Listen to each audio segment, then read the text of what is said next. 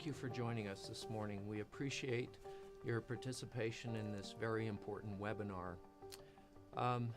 Today, we have elected to address the topic of suicide and suicide prevention. We are concerned about your families and your own personal situations, your coworkers, and so we've elected to do this webinar and have invited Dr. Greg Hudnall, who is an expert on the topic. Dr. Hudnall has been a high school principal. He's worked in for 4 years as a therapist in an emergency room.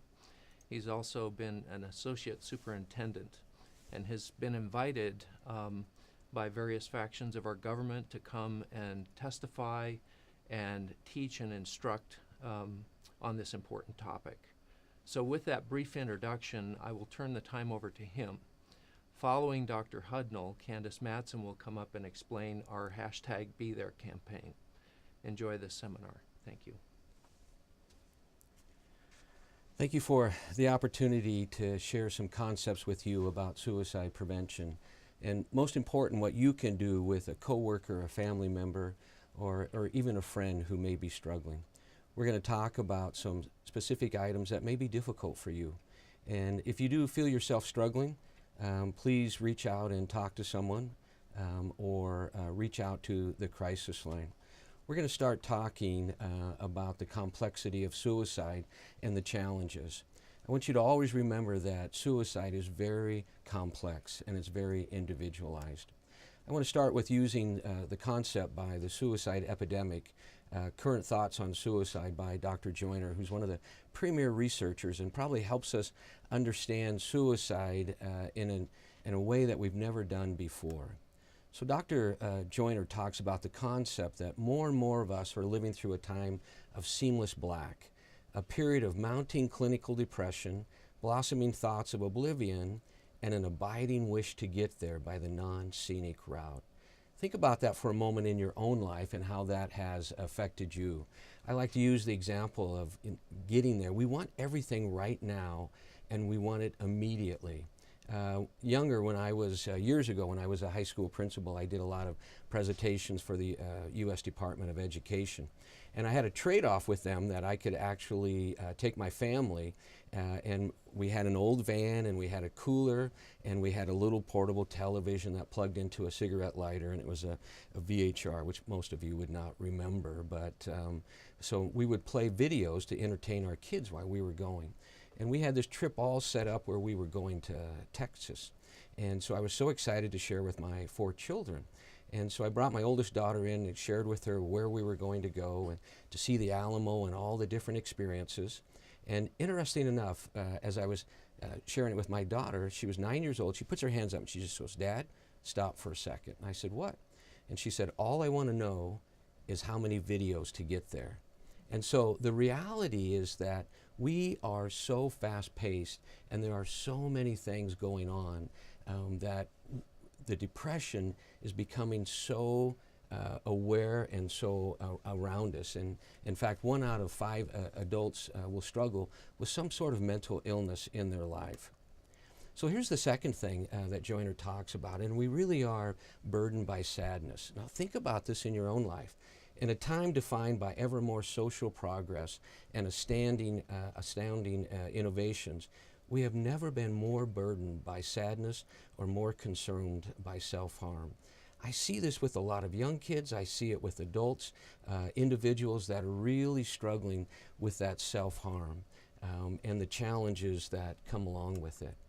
And then the third part is what we're learning about the suicide season. For many years, we've believed that suicide occurred during the winter holidays, and it was built around Thanksgiving and Christmas and other things that way.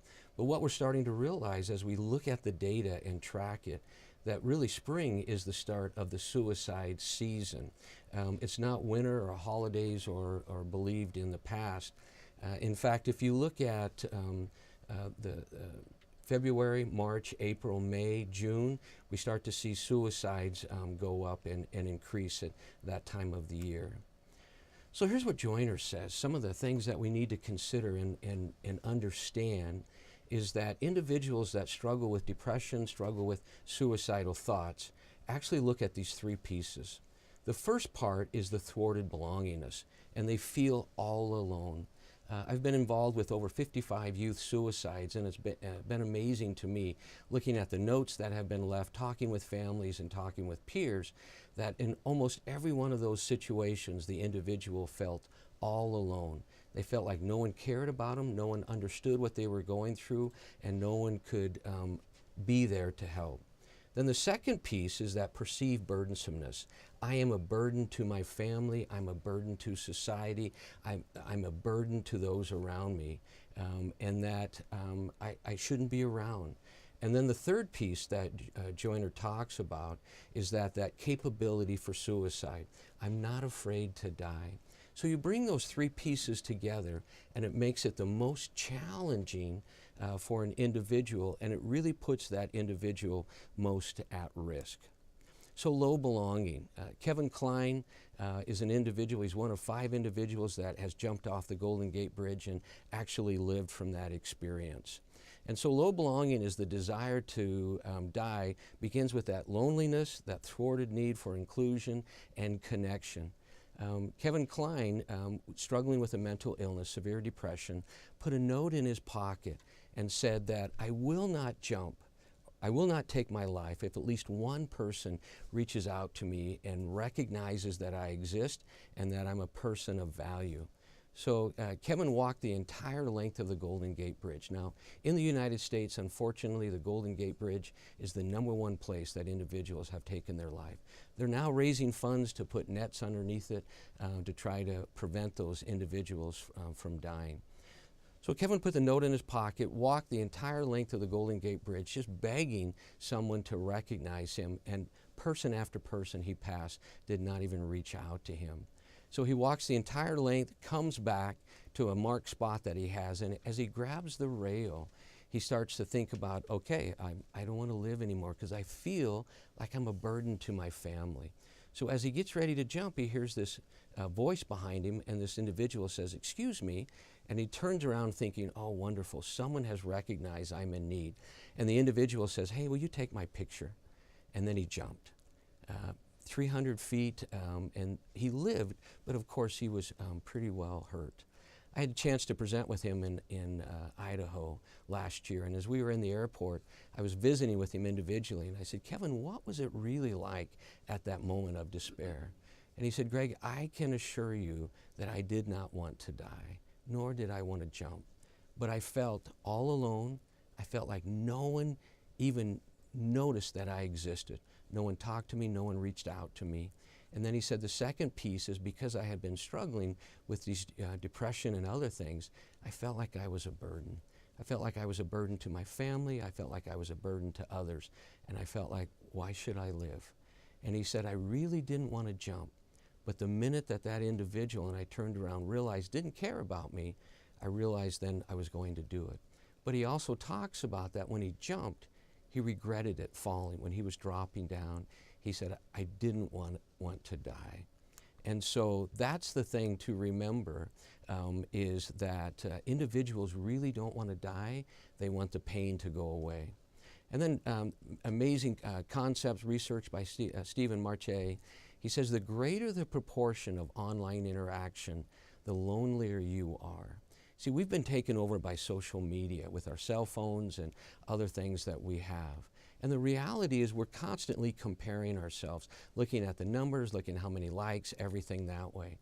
But the reality is that connectedness is not through the internet. Connectedness is face-to-face. So when you have that coworker who may be struggling, you have those individuals, it's not sending them a text. It's having the courage to reach out, say hi to them, and have that face-to-face connection so that they know that you care about them and that they are connected. I love Putman's work. Putman talks about bowling alone, and I grew up outside of Nauvoo in a little farming community in Illinois, and I remember my relatives belonging to a bowling league. But here's what Putman talks about in his book, Bowling Alone.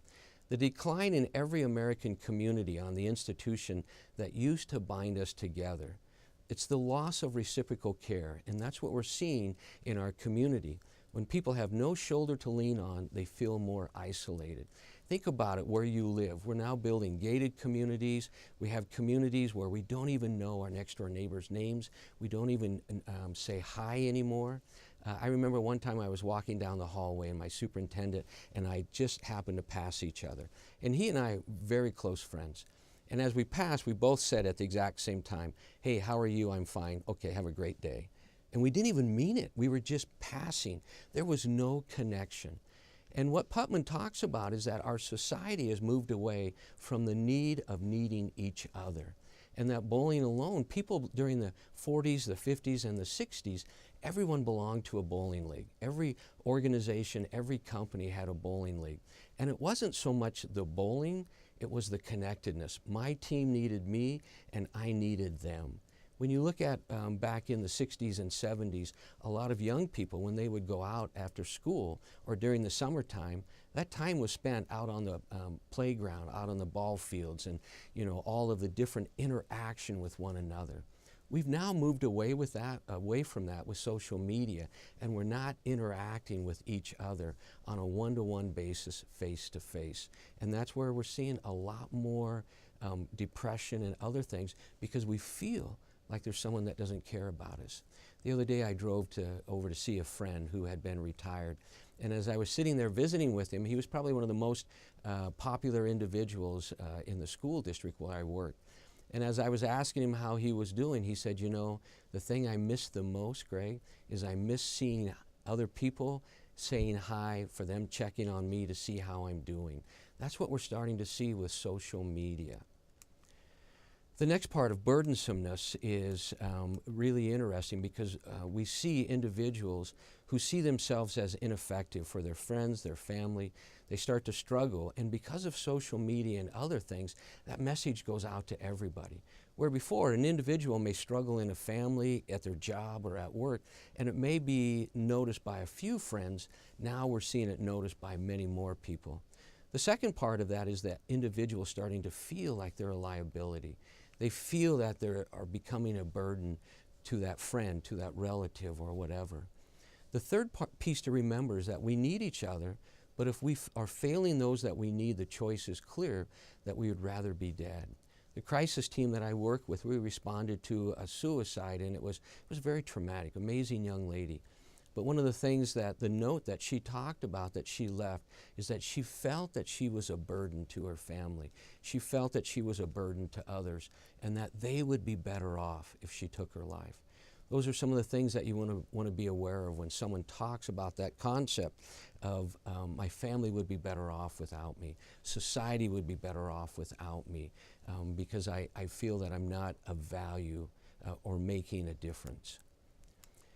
And then along with burdensomeness is that, and it's interesting to understand what Joyner talks about, and it does take a while to grasp this, but listen to what he says. Suicide is not the ultimate act of selfishness or a bid for revenge, because that's what we have believed for a long time. Oh, he just did it because he was mad at me, or he was mad at her, or there was a relationship, broke up or whatever. But he talks about that it's probably more closer to heroism. And here's the examples that he gives. He said humans are not the only animals that kill themselves. Bumblebees, when they're out flying and they're pollinating and collecting that pollen, if they pick up a parasite, they will not return to the hive. What they will do is actually go out and die away from the hive or whatever, because they don't want to infect the rest of the bees that are there. The second part of it is that male lions sacrifice themselves on the savannas. They expose their throats to an attacking clans in an effort to give other family members a chance to escape. So the perception is that the lions and the bees and everything are sacrificing themselves for others. And unfortunately, we're seeing more and more of that in our society, where that individual feels that they're a burden, they feel all alone, and they feel everybody else would be better off without them. And then the second part that Joyner talks about is the concept of fearlessness. So in what we see, for every young person who takes their life, there are over 150 to 200 attempts. Every adult who takes their life, there's upwards of 15 to 25 attempts. So we see many more individuals that attempt than actually kill themselves. Because remember, individuals do not want to die. They want the pain to go away. So Joyner talks about the concept that the human body is built to survive or endure. The mind rigged to flee from death, think of fight or flight, which is why so many people flinch. They apply the brakes, they pull up at the railings, beg someone to pump their stomachs, or just pass out before they can inflict the damage to themselves.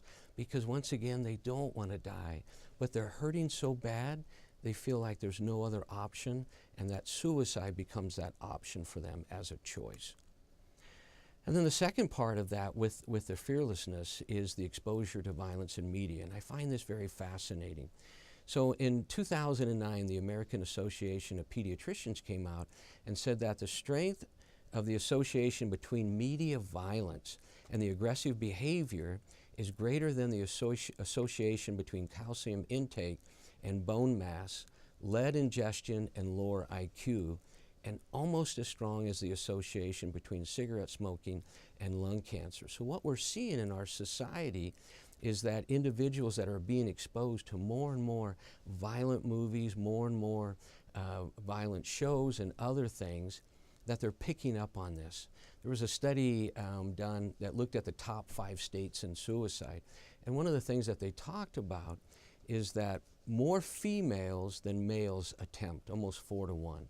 But males die almost 3 times as much as females because of the methodology. Males tend to use guns and then asphyxiation, where females tend to use pills and then cutting and other things. But the study is showing that what we're seeing is a direct correlation with more violence with females. And Dr. Plemons talks about the concept that because females are using more serious methods like guns and other things, we're starting to see more and more females rise up in the numbers that are actually taking their lives. And we've seen this. The last 3 suicides we've been involved with were girls, young women who had taken their lives and had actually had used guns, which in the past was rare. So how do we prevent that suicide? What's the most important thing that we can do? The number one thing is to help that individual belong. One of the things that I do is I'm an adjunct professor, and we train teachers across the state of Utah that in every class you call every student by their first name every single day, so those individuals know that you care. And I kind of laugh because if you look at Rate My Professor, if you go on and look at my name, the comments from my students in the past talk about, oh, Dr. Hudnall's is a good class, it's challenging, but I hate that he calls on every one of us. But that's the thing that we need to work on, is having that connection. So one of the things that I would challenge you as a coworker, as a company and other family members and situations, every single day go out of your way to recognize those people who may be a little bit alone, who may be pulling off, but reach out and say hi, recognize them, and do everything that you can so that they feel like someone knows them and someone cares about them. So what are the protective factors? What are the things that we can do either with our family, individually, or within our company? The number one protective factor is religiosity, and it's that connection and that support for one another. The second part is that family cohesion. So one of the things we try to train families, parents, and others is to have one meal a day.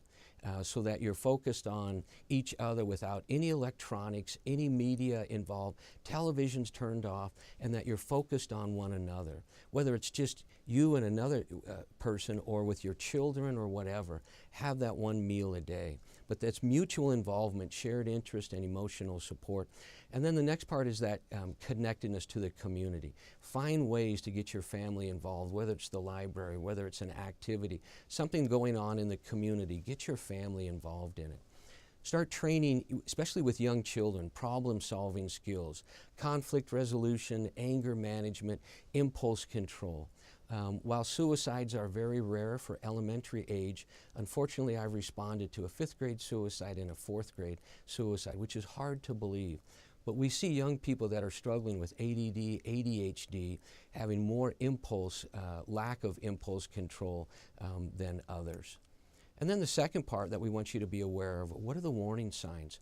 what do I need to be aware of with my coworkers, with family members, et cetera, with these warning signs? Top one is the recent loss of a loved one, whether it's been a divorce or a death. The second is a survivor of a previous suicide attempt, especially if they have not received help. So if you have a family member or a coworker that may be struggling and they share with you, if you find out that they've attempted, the first question I want you to ask is, have you talked to a professional? Have you seen a professional? And if they haven't, encourage them to do that, because that mental health expert can help them with cognitive behavior and other things to recognize those triggers and struggles they may be having. The third part is that loss of prestige. I saw it in my neighborhood during the last recession. 4 or 5 of my very close friends lost their jobs, lost their homes, and it was very difficult for them and difficult for their family members. Serious illness, any kind of serious illness that causes a lot of bed rest, you see a high rise in depression because they feel like they're a burden. Someone else has to take care of them. And then a family history of suicide. If you have a family member, grandma, grandpa, aunt or uncle, sibling that has taken their life by suicide, you're 50% more likely to be at risk. So you need to watch for those warning signs so that if you do start to struggle, we want you to see a professional. And then the last part, which is probably the biggest challenge, is a close friend dies by suicide, and maybe you knew about it, they had made a comment and you didn't do anything. That really raises that bar of concern. And then the behaviors we want you to watch and be aware of, talking or writing about death or suicide, giving away personal possessions. Young man took his watch off, gave it to his best friend, said, "I'm not going to need this anymore." And his friend said, "Well, wait a minute, your father gave that to you for Christmas." And he said, "I know, but my family's going to be better off." And then he went on to tell 5 other friends he was going to take his life, and not one of those friends told an adult. So it's really important to always follow up. Not participating in regular activities, they'll pull away. Change in behaviors, the mood, you start to see things that are not normal compared to what you're used to. Falling grades, and then ending close relationships. And then the emotional, individuals start to feel a sense of personal failure. No matter what I can do, I can't accomplish anything. Overwhelming sadness. They start to really feel burdened by that sadness, and you notice it in others. General lack of interest, they pull away once again. Feelings of helplessness or hopelessness. There's no light at the end of the tunnel. The guilt, withdraw, isolation, and then as we mentioned earlier, feeling like they're a burden to others. So one of the things I do want to mention that is very, very important, and that's reducing access to lethal means of self-harm. I want to start out that I'm a gun owner. I have a gun closet. I collect guns, antique guns, etc. So it's important that my discussion here is not gun ownership, but what it is gun access when someone who is struggling. So one of the things that we want to talk about is the concept that access to the lethal means, because we lose more individuals to guns with attempted or suicide than any other thing.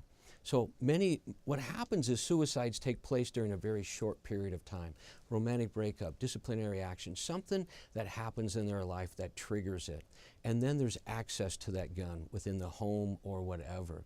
So we really want you to understand the importance of reducing that access during that crisis moment. So if a family member is struggling and you know that they struggle, what we encourage you to do is to have a discussion with them during one of their up days, and have that discussion to say, "Look, honey, I know that depression and some of the things that you're struggling with can be very overwhelming. I want you to know I'm here for you. But one of the things that I'm aware of, that I'm concerned about, is the access to the guns. And I'd like to come up with some kind of safety plan agreement so that you feel comfortable and we both feel good about it, that when that time comes in the future that you may struggle, that we get the guns out of the house. We take them to your brother's house. We take them to a friend's house. But we get them out during that crisis. And then once we're through the crisis and everything's okay, then we can bring those guns back and put them back in the gun closet. But it's that gun accessibility. So in the end, what we really want to do is just remove them during the crisis. We're not going to take the guns away permanently. It's just during that moment. And then we're going to get them to someone that we trust, and then we'll bring them back after the crisis. So I want to just review quickly what not to say and do, because sometimes we're so afraid that people don't say anything, but I just want to review what not to say and then what to say. So we start out with saying don't act shocked. So if you have an individual that's struggling, don't argue with them. Don't say you have so much to live for. Because usually what happens when someone is struggling and we realize that, we want to fix it right away. Don't say it will hurt your family or look on the bright side. We've got to remember that that individual is in a crisis and we've got to give them hope. Don't act shocked or lecture. Don't bring religion into it. Don't make them justify their suicidal feelings. And then most of all, don't blame yourself, because we can't fix someone else's depression. We can get them help, and that's what we want to do. So don't say things could be worse. Yeah, things could be worse, but at that moment, that individual needs something to hang on to. It may be just that temporary moment for them, but for that individual, they're dealing with something that feels very intolerable, and they feel like it's the end of the world. So don't say things could be worse. Don't say suicide is selfish. I hear this one a lot, because what that does, it inspires more guilt. Some young people who are honestly, and when I talk about young people, I'm talking up to age 30, but even in adults, they actually feel that if they kill themselves, the family's going to be better off without them. So that's part of that burdensome. And so when we say suicide is selfish, sometimes they feel that they're trying to help the family. This is a big one. I hear this a lot. I did a radio spot one time, and a couple of individuals called in and said, well, we use this comment, and I challenge individuals not to use it. When individuals say suicide is a permanent solution to a temporary problem, it may be temporary to the individual who's struggling because they just got fired, a romantic breakup, something that's happened in their life. But it's not temporary to the individual who has a lifelong challenge with being schizophrenic or bipolar, dysthymia, something that they have to live with every single day. So it could be a permanent challenge to them. So what do we say and do? What are the things that we can do that will help that individual who may be struggling? Most important thing is to take it seriously. 80% of individuals who take their lives usually give some warning sign. And what they see is they'll say something, they'll do something, they'll write something, just to kind of put it out there. And many times they don't even understand what they're going through because they're in so much pain. And then don't be afraid to ask the question directly. I like to start out with, have you ever thought of hurting yourself? Have you ever thought of suicide? Have you ever thought of killing yourself? The research shows that asking that question does not influence a person to think about it. In most cases, an individual who is struggling has already thought about it. So it's really important to have that courage to ask about it. Then the second part is to talk frankly. Individuals who are struggling, they feel invisible. They feel like no one understands what they're going through. No one can see that they're struggling. So it's important to have that courage to reach out.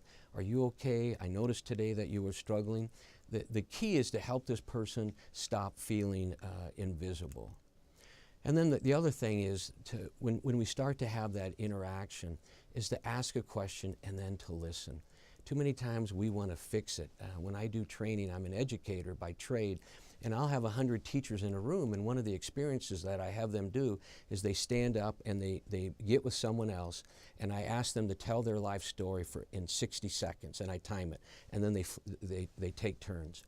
And then I ask them how that felt afterwards. And it's interesting, 90% of the people will raise their hand and say, I felt uncomfortable because I wanted to intervene, I wanted to ask questions. What we tend to do as a society is when someone's talking, we start formulating questions, and a lot of times we interrupt, we cut them off or whatever. A person who is struggling needs to be listened to. They need to know that you're intently listening to what they're saying and that you're trying to understand what they're going through. So we're going to do a role play, and it's Matthew that I've invited, and what an honor to have Matthew here with us. So I'm just going to give two examples. So the first one, Matthew is a co-worker, and he's broken up. Let's say he's gone through a divorce. He's really struggled with his job, and I've heard comments from Matthew that, maybe the world would be better off without me, or, I just can't take it anymore. So the first thing I want to do when I meet with Matthew is I want to do it privately.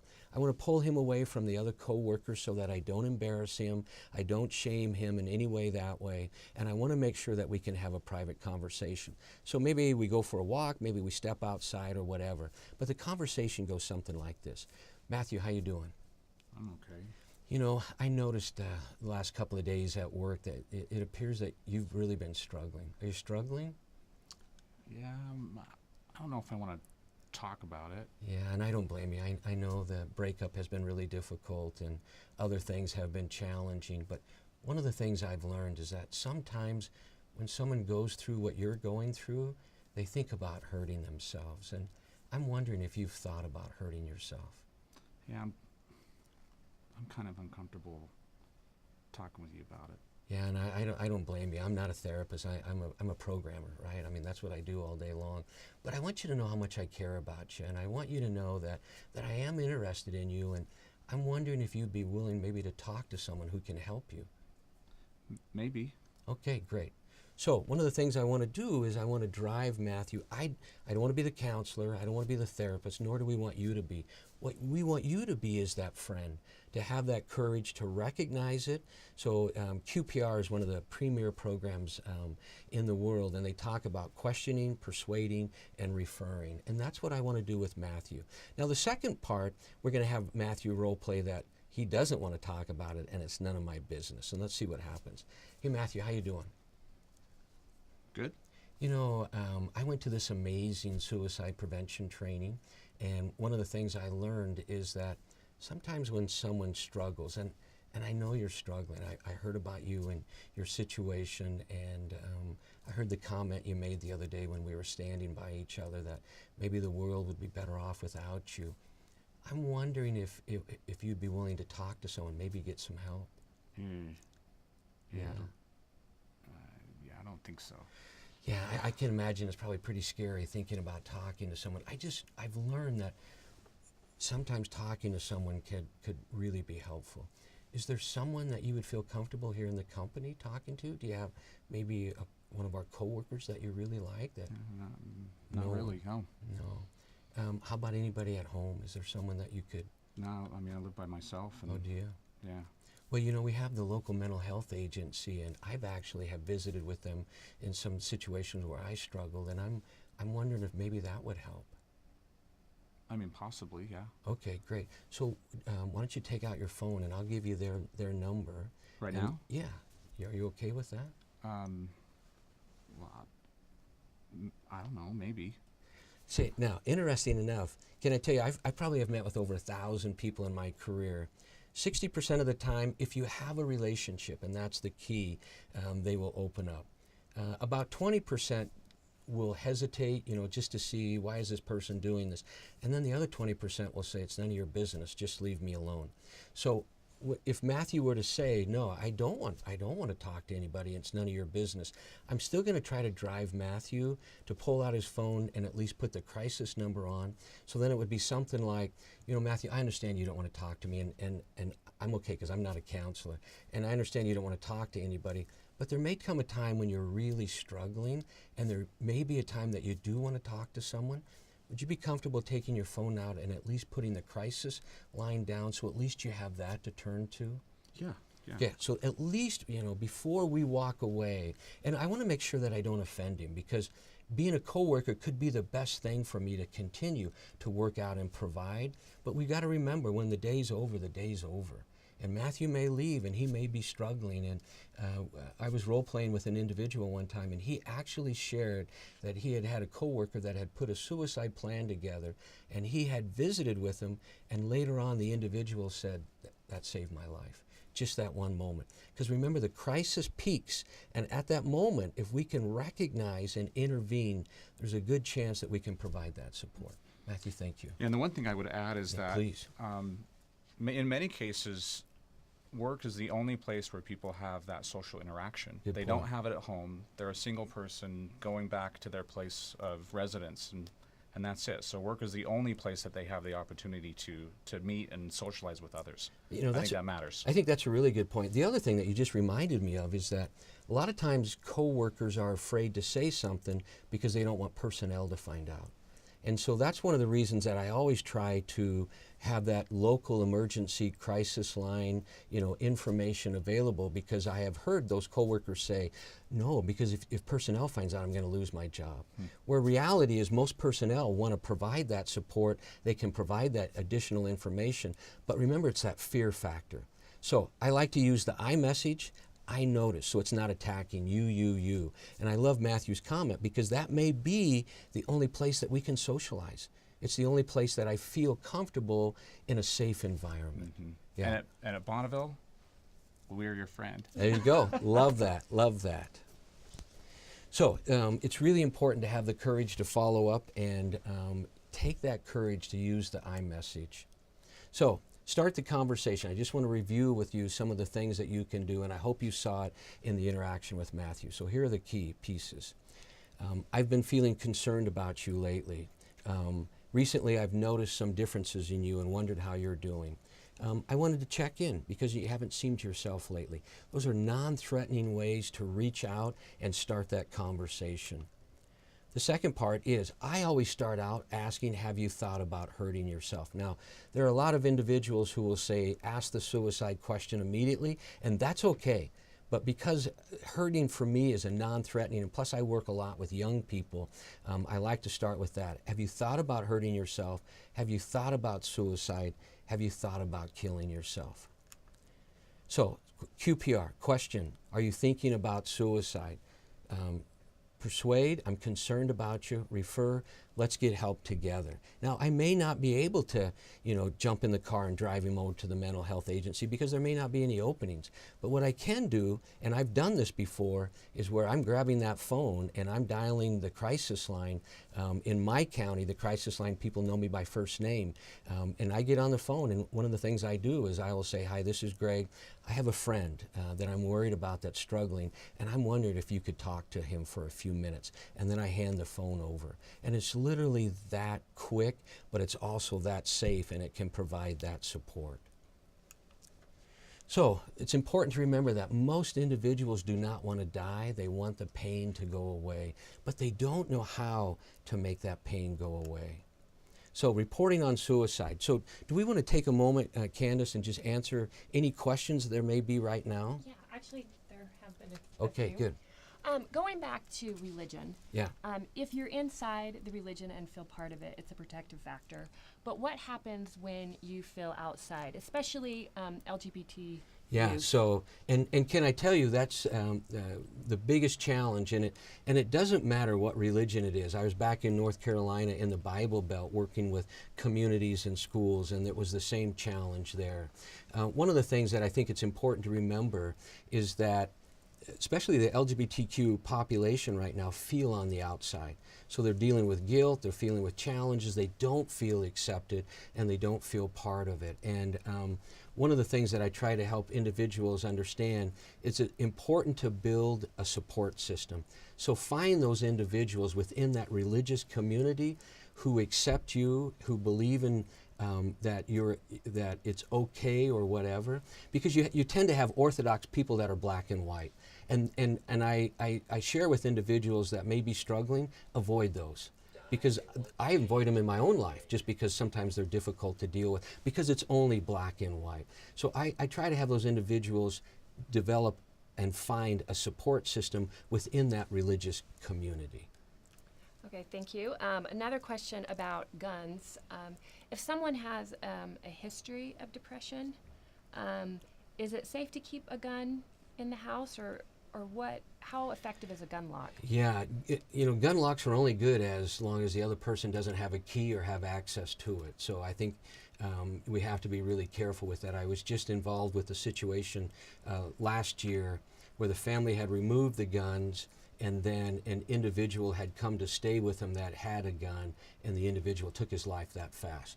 So I think if you're seeing a pattern of long-term depression, long-term threats, etc., I'm probably going to get the guns out long-term until we can see some more success, more stabilizing, more support that way. Otherwise, I wouldn't have guns in the home. We talk a lot about youth with suicide. But what is the demographic that actually has the highest rate of suicide? You know, interesting enough, I just looked at the charts yesterday from our epidemiologist, and we used to have age 75 up has the highest rates of suicide. But if you look at in Utah right now, ages 44 to 55, male and female have the highest rates, and then it goes down from there. And that tends in other, because we're broadcasting to other states. Yeah, actually, it's across the country. Across When the you country. when you look at the numbers across the country, we match up from Utah with the rest of the country. So you look at the veterans. We have a high rate of veterans. Our top 3 individuals that attempt and take their lives: veterans, LGBTQ, Native Americans. So those are the top 3. Age-wise, what we see is 44 to 55 the highest, then it drops down from there. So you're seeing it all the way down. And I was just talking with a researcher this morning. Suicide has gone up in every state except Nevada this past year, or past 3-year study by the Center for Disease Control. Okay. And I know you're going to get into how to report on suicide, and we actually just had a question about what the most helpful stories. And I want to remind our audience, I mean, we are broadcasters, but now that everyone has access to social media and Facebook, everyone is a broadcaster. Ah, good point. So as you kind of get into it, but what are the most important stories to share when talking about suicide? You know, the number one thing to talk about is suicide, because we want to prevent a contagion. 1 to 5% of all suicides are contagions or copycats. So once we have a suicide, if we choose to report on it, and I don't think there's anything wrong with reporting, but what we want to do is stay away from what happened in detail, so we don't sensationalize it, the gore, the details, anything that way. And then we want to make sure we always follow up with what resources are available, maybe a little bit information about statistics and different things that way. But most important, what's available in the community for that. So the local crisis line, local mental health agencies, NAMI, National Alliance for Mental Illness, AFSP, you know, what are those organizations that family members watching that can turn to it? When Robin Williams took his life, suicides actually went up by almost 5% across the country. But if you remember, you walked into any grocery store, every counter, you know, newspapers, every television channel was something in detail about him taking his life by suicide. Okay. And I'll let you get into the Okay, rest, 'cause great. You're gonna Thank you very address much. that. So, reporting on suicide, and I need to go back. I want to talk about what you can do as a reporter and as an organization reporting on suicide. So more than 50 research studies worldwide have found that certain types of news coverage can actually increase the likelihood of suicide in vulnerable individuals. That's why we always want to be careful. There's those individuals that watch that story, and if the story is sensationalized, sometimes those individuals think to themselves, wow, if I'm going to go, I want to go out like that, because look at all the attention and everything. The magnitude of the increase is related to the amount, duration, and prominence of coverage, and that's what I was talking about with Robin Williams. So, reporting on suicide, risk of additional suicide increases when the story explicitly describes the suicidal method. So they use the gun, hanging, suffocation, whatever. Please don't use those details. We don't want that information out there. Or use dramatic graphic headlines or images. It shouldn't be the front cover, the front story, because individuals may just see part of it and then it'll trigger something for them. And then the other piece of it, we want to be careful so that it's not repeated extensive coverage over and over and over again. Covering suicide carefully, even briefly, can change the misperceptions and correct the myths. Very, very important, because there are a lot of myths out there about suicide, mental illness, etc. Encouraging those who are vulnerable or at risk to seek help. And that's what I mentioned before. We want to be that system that encourages those that are out there struggling to reach out and get the help that they need. So instead of saying a big or sensationalistic headline or a prominent placement on the front page, inform the audience without sensationalizing the suicide and minimize the prominence. And then the second one is, instead of including photos, videos of the location or method of death, grieving family, friends, memorials, or funerals, and I see this a lot, we would encourage you to use school, work, or family photo, including hotline logo or local crisis phone number, because we want to drive those individuals that may be seeing that to get the help that they need. So instead of describing recent suicides as an epidemic, skyrocketing, or other strong terms, carefully investigate the most recent Center for Disease Control data and use non-sensational words like there's been an increase or there's a rise or higher. So instead of describing a suicide as inexplicable or without warning, most but not all people who die by suicide exhibit warning signs. That's a chance to educate the public once again. Include warning signs, what to do in a sidebar in your article if possible. And I really want to compliment Bonneville and KSL, who I work closely with, because we did training a few years ago, and I'm very impressed with what you have done to show those warning signs, those sidebars, the numbers that they can call. So if I'm watching that and I'm struggling, then I can reach out and get help. So the next one, instead of saying John Doe left a suicidal note saying, you could say a note from the deceased was found and is being reviewed by the medical examiner. Because once you go into the details, it sensationalizes that situation. So instead of investigating and reporting on suicide, similar to reporting about crimes, report on suicide as a public health crisis so that everyone understands that we need the entire community to be involved in suicide prevention. So instead of quoting, interviewing police or first responders about the cause, seek advice from suicide prevention experts.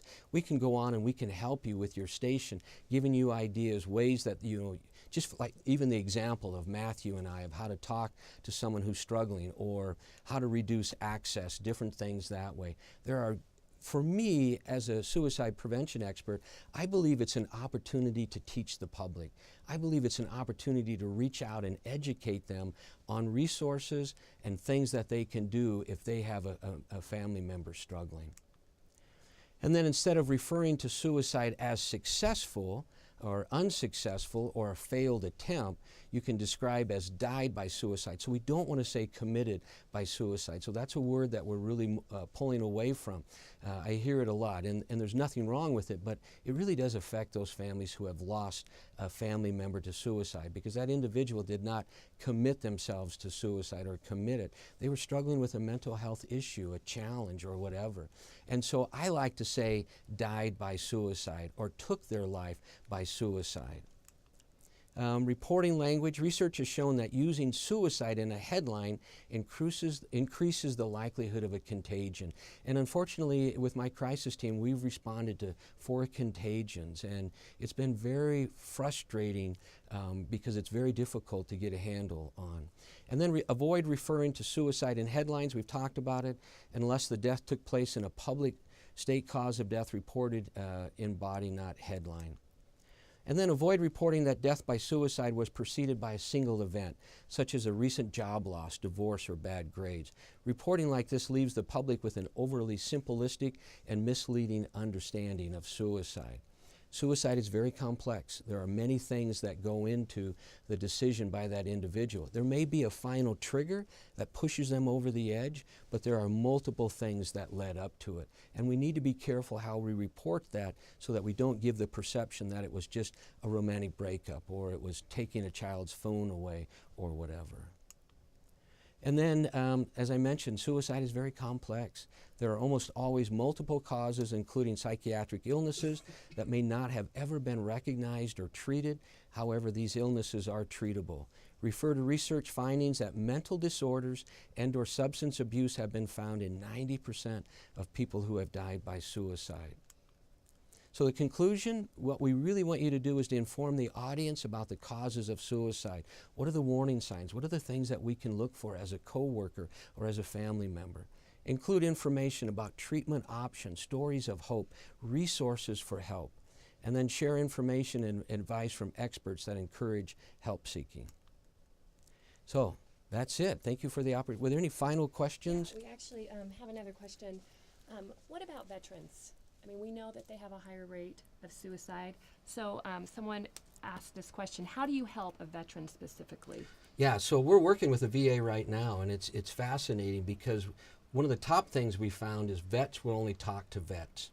So if I have a family member who's a veteran that's struggling, I may try to find a neighbor, a friend, a coworker who's another veteran that might be able to reach out and help. So that's the first thing that I look at, veteran to veteran. They feel less threatened, and they feel that that person understands. And having a father who served in Korea War, I understand. I'm amazed when he would sit down and talk with a peer from Korea, the things that they would discuss that I never heard him say to anyone else. Then I think the second thing is to try to build that support system and to understand that, you know, if it's a coworker, I may not understand what you're going through, but I still want you to know how much I care. So there may be things that you're dealing with that I can't comprehend because I've never served, but I do want you to know that I care about you and that I'm here for help for you. And then the third thing is that there are amazing resources out there for veterans. So I would encourage that individual to go online. There are VA systems set throughout the country, and there are a lot of outreach programs that are specifically set up for veterans for help. Thanks. And we've put up the Veteran Crisis Line and the National Lifeline, the 1-800-273-TALK. Great. And we encourage all of our stations to broadcast that number. But Greg, I want to thank you so much for this presentation.